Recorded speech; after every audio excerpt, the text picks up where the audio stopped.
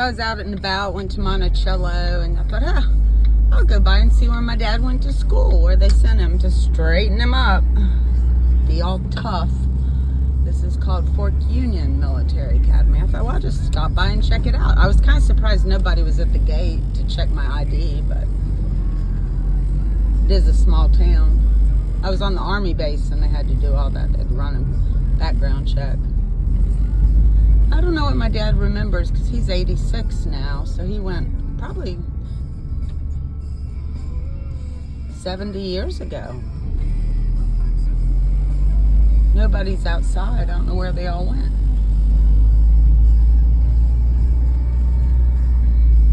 There's a guy. Look, he's dressed up in military. You see him over there? Some poor kid. James used to like to dress up, my son, in military. He did that for a couple years and carried a gun with him at all times.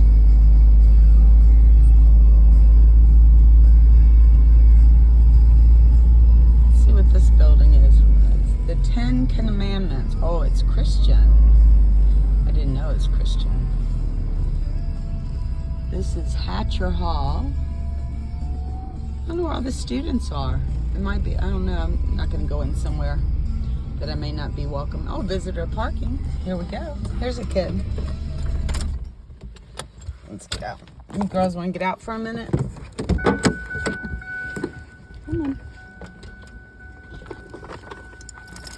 Oh yeah, bring your card. I'm going to bring my card in.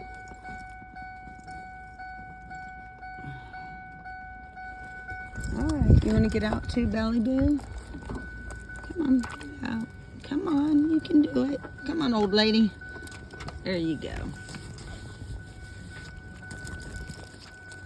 I don't know. It says visitor parking, so I guess we can go in here. And a little boy over there. I don't know what this building is. It says Hatcher Hall. Body, mind, and spirit. Let's see if the doors might be locked. Oh, no, they're open. Huh.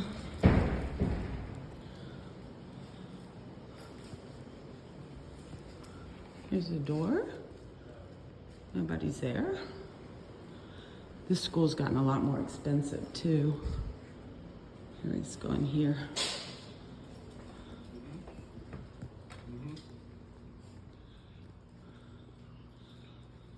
See, 1976, 51. That would have been my dad's era, I guess. 1926.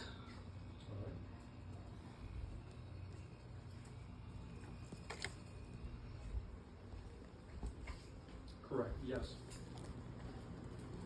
Well, guess the kids are on break or something. Let's see what this is over here.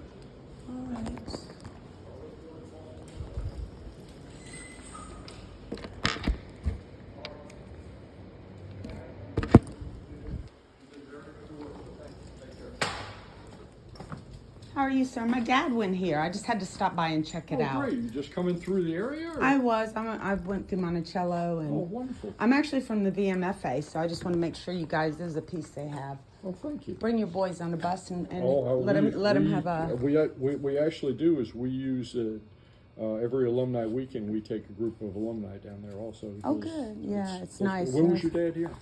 Well, he's 86. Okay. So 16 probably, something around there.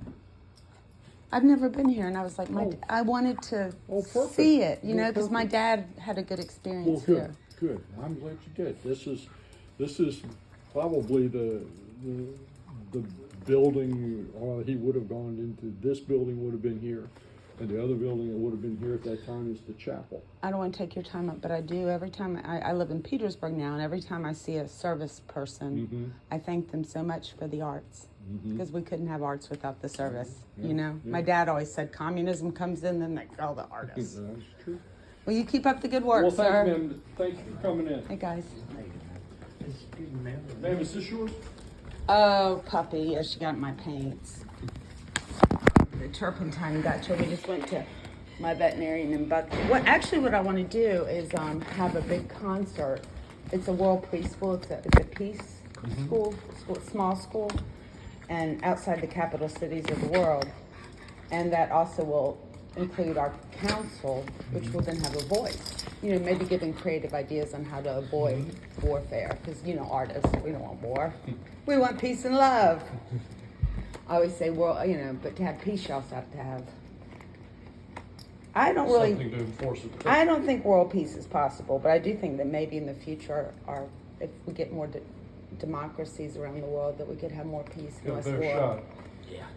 So, I actually would send all those people that cross the border, give them the option to have a gun and go back home and take back their countries. Because they're fighting us in the names of drugs. Yes. And we got to stop that. And I think they want the country back. I've talked to quite a few, and they're like, we don't want to be here. We want to be back home, but we can't. There was a story of a Mexican They person. don't have a good option. No kids in here. Anyway, the cartel had taken his 12-year-old son to be on the Mexican cartel, and they said to be initiated, you have to go home and rape your 8-year-old sister. So they have no ethics. No, that's not a good start. Do you study Epicurus here at all? Check him out. That's who Thomas Jefferson. Oh, that may be, I misunderstood you. That very well may be possible, but I wouldn't know the answer. I was to it. very disturbed that Thomas Jefferson wrote a book called Jefferson Himself, and they've stopped carrying it because it's not an easy read. But if you're going to go through UVA, I'm not saying you have to read it because some people are better at math, but they should offer it. It was written by him. Well, it shouldn't be. And my dad shouldn't went be to scared of something that's hard. No, and I read it twice. The first time it was like a textbook, and the second time I enjoyed it. But my dad, he went to William and Mary, and he had a hard time reading it. But in the black community, we need to get the reading better. And what is your name? I'm Colonel Bill. I'm Director of Advancement. Oh, my Uncle Porter was a colonel in Berlin. Well, I'm not I a have real one. bipolar, so you don't want me as part of this. I'm not a real one. I'm just passing through. Well, thank you, sir. You have a good day.